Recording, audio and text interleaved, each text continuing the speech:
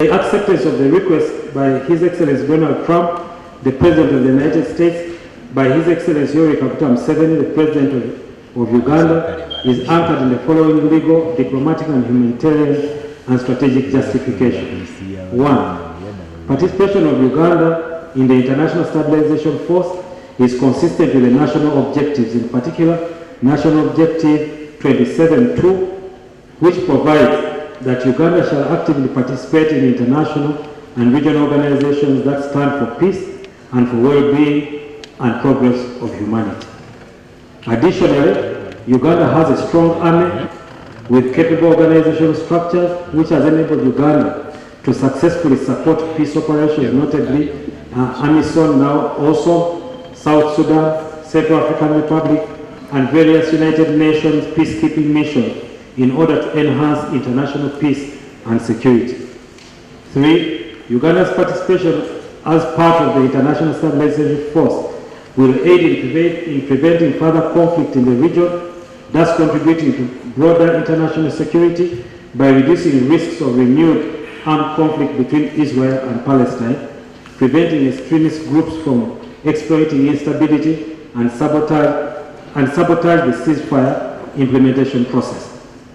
Uganda's participation in enhanced monitoring of compliance, supervised implementation of security arrangements, assist in demobilization and support the return to normalcy of the otherwise unpleasant situation obtained currently. Uganda's participation as part of the International Stabilization Force will guarantee an ample opportunity for antagonizing sides to plan for ushering in peace in the Gaza Strip. 6. Uganda's participation in the International Stabilization Force will contribute to elimination of terrorist cells that have greatly contributed to international terrorism, that have in the past used the Gaza Strip as a base of operation due to the ongoing conflict. Firmly committed that throughout the period of deployment, the Uganda People's Defense Forces will remain neutral, comply with international humanitarian law, protect civilians without taking sides in political disputes, and operate under clearly defined rules of engagement. Now, therefore, be it resolved by this Parliament as follows. We seek the resolution of Parliament that Parliament supports the decision of His Excellency, the President of the Republic of Uganda, to deploy the Uganda People's Defense Forces in the Gaza Strip for a peacekeeping mission in accordance with the Constitution of Uganda and Section 38 of Uganda People's Defense Forces Act. I beg to move on. Dealing with a very serious matter where we have to commit the country. We are served with the order paper for today.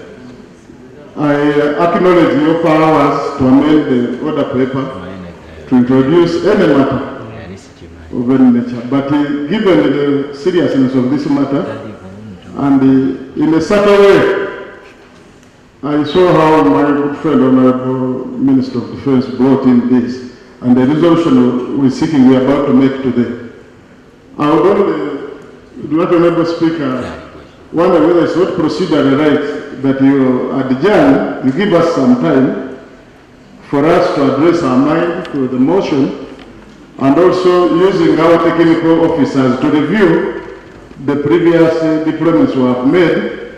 Otherwise, from my perspective, if we took this one and passed a resolution with the ramifications thereafter, it will not be fair on our side. Honorable Speaker, seek your indulgence on that. Thank you. This is a matter of life and death, which we cannot process, or we may not process as Parliament, without serious consideration, because you've stated that we must pass it because there is some arrangements. No, please. I say you must consider, and that is either accepting or rejecting. I don't say you must pass. Right Honorable Speaker, it will be unfair for us to reject or to accept without doing the work the way Parliament is supposed to do it.